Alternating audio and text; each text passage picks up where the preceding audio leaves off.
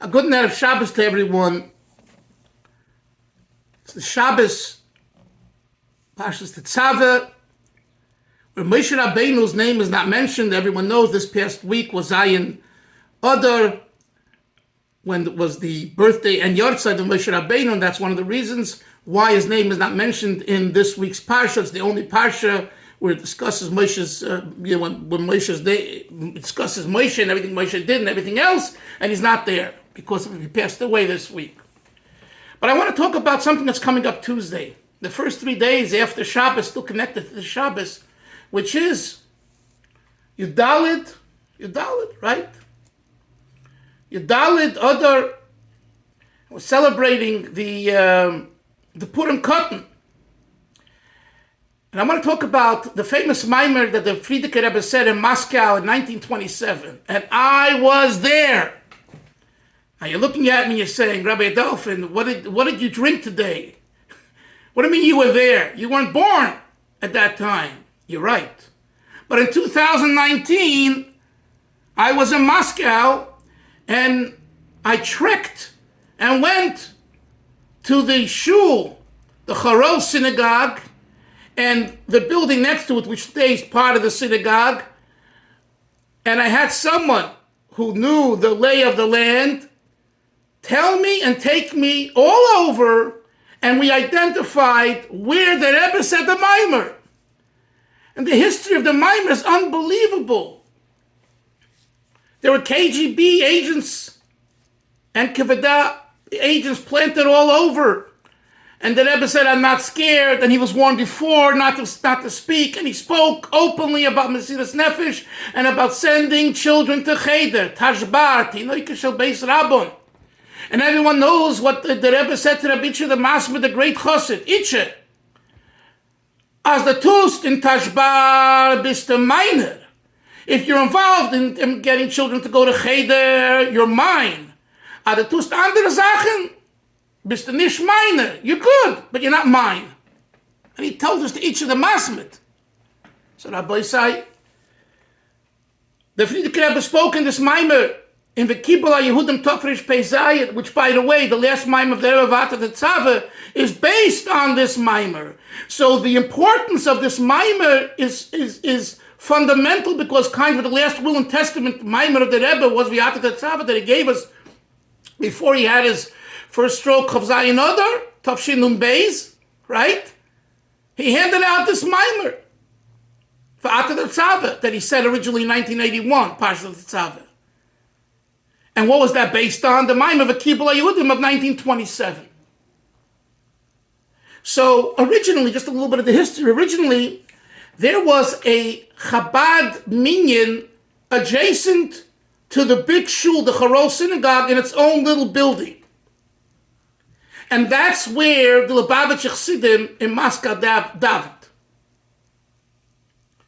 The Khans, Baruch Shalom Khan, the father of Reb Folya Khan, which is the father of Reb Yoel Khan, Levertov's, Shalom Levertov's father, and others, they davened over there. When the Rebbe said the Maamar, which, by the way, that has become today a social hall, and I was there. If you read in the Sichos of the Frierdiker Rebbe, it says that there were people standing on the steps, and kind of, he said the Maamar maybe on the steps. So again, because they put the buildings together today, so it's very difficult to see. But I did ask if some of those steps were original, and I was told they were. One thing's for sure, down in the basement, there's a Mikva, and there's a fantastic story with Baruch Shalom Khan. When in 1922, they took 29, Stalin gave an edict, all Chadorim and Mikva should be closed. And yet he left like one in each city, in Moscow and Leningrad, because he felt there were older people. He didn't care about the older people. He was just interested in stopping the youth from believing God, not believing God, forbidding God and all that, and learning Torah and mitzvahs. So they didn't get their act together, and the mikveh was closed because they were fearful. although the shul was allowed to be open, they were fearful that the mikveh the government wouldn't allow, so they closed the mikveh. Lubavitch Chassidim need a mikveh. We go to the mikveh every day, Shabbos, Monday, Thursday. But mikveh daf in the Chatan, you need a mikveh. So they came to the Gaboyim in the shul and they said, please open the mikveh. And they said, no. Okay. So I think it was Shavuos time. This is written, by the way, in a book called Hagacheles from Rabbi Emanuel Michlin, whose shver was, I think, Rabbi Schleifer, who was the one of the Rabbanim in the Moscow shul, in that shul. It's a must-read. It's out of print, and if you want to know about 50 years, he writes from 1922 to 1972 when he left Moscow for Eretz Yisrael. He gives you the history. It's one of a kind, original. It's an original primary source. So anyway, Michlin writes the following story that he himself saw with his eyes. Shavuos time, I think it was, or Pesach, Shvishal Pesach, Achshal Pesach, I forget now. A group of Lubavitchers come into the main shul. You know, the main shul had a choir, you know. It's an Orthodox shul, but it was, you know, mitam, it's called, government-sponsored. So, you know, you had to perform, and of course there were, you know, NKVD agents all over, spies. And they go up, when it's time to take out the Torah, they block the Aron Kodesh. And they say, we're not letting you open the Aron Kodesh till you promise you're going to fix the mikveh and open the mikveh so we can use the mikveh. And Jewish women can use the mikveh. And there was a vayitzaku, and it geshri, and then people screaming, and Baruch Shalom Khan, Reb Yoel's grandfather, was the hero of the hour. He says, you could do whatever you want to me. And I think there was throwing of chairs. It was literally, it was a big, what we call a hupke. A revolution. And the Lubavitchers, led by Baruch Shalom Khan, didn't give in. And the result was, mit geöffnet the mikveh. They got the mikveh opened. And I saw the place of the mikveh in the basement of this big shul. So this Maamar, the VKibel HaYehudim from Tafresh Pei Zayin, and you're knowing the history, and I encourage you to read it in the Sichos of the previous Rebbe, and today probably it's on Chabad.org, online, in English, puts things into perspective. Another point is that during this Maamar, there were students from a program called Tiferes Bachurim that was originally started by the Frierdiker Rebbe, and he had different people in charge in different locations. I think Reb Shmuel Witten was in charge in one location, and guess what? The Rebbe's brother Rabbi Yisrael Yaleib, I read in this book, was in charge of Tiferes Bachurim in Leningrad in 1924, Rabbi Yisrael Yaleib. And what was the idea? That the young people, you go to college, university during the day, while they work, and they don't have time to learn. So the point was that at night, they come back, they should learn for 2-3 hours. And this was the whole idea of Tiferes Bachurim. At this Maamar, Tafresh Pei Zayin, there were many students from the program Tiferes Bachurim, and the Frierdiker Rebbe knew that, and he therefore spoke about these things, because as they will marry, or some of them were already married and have young children, he left them the message, you must send your children to a Yiddish cheder.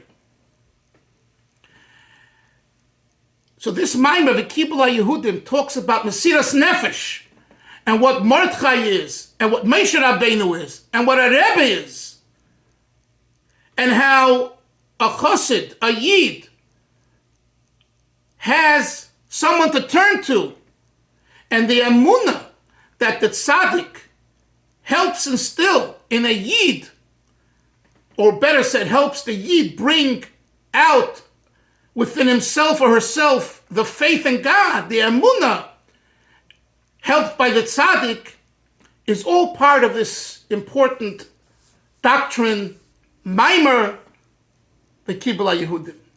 And all this happened on Purim Katan 1927. So when Purim Katan comes this coming week, we reflect on this, and we remind ourselves about this, and we need to say to ourselves, what can we do today to live more like the Maamar demands of us? What can we do to share the message with the greater Jewish world This isn't just something full of Lubavitchers. The Frierdiker Rebbe, in fact, there were mostly not Lubavitchers when he said the Maamar there. This is a message for Klal Yisrael, for Chassidim, for Litvische, for Sfardim, for not yet religious people, for everyone can benefit from this Maamar. So the first thing is, Rabbi Isai, get a hold of the Maamar. Again, it's online, it's on WhatsApps, it's all over. It's in the Sforim, Sefer Maimorim, the book of Maimorim, the previous Rebbe of Tofresh Pezai, 1927. The Maamar VKibel HaYehudim that was said in Moscow. Learn the Maamar, learn it yourself, learn it with a chavrusa, learn it with a group of people, both men, women, children, teenagers, everyone. And through this, the Mesiras Nefesh that the Frierdiker Rebbe, Rabbi Yosef Yitzchak, had at that time, knowing full well that only 4 months later, almost to the day, they took him away on the 15th of Sivan, right? One day after, 4 months plus 1 day. They locked him up. And at that time, the feeling was, we will never see our Rebbe again. They're going to kill him. And miraculously, the verdict was changed from death to 3 years of hard labor in Kostrama. And then shortly then after, through Hashem's miraculous act, he was saved. And on Yud Beis, Yud Gimel Tammuz, he was released. And because of that, he came to America, and the Rebbe came to America, and we have Chabad Lubavitch now world over.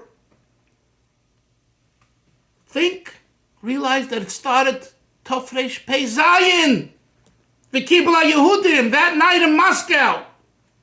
They could have gone in right there and shut him down, handcuff him, take him away, like they did to others, and he would never be seen again, and we would have garnished.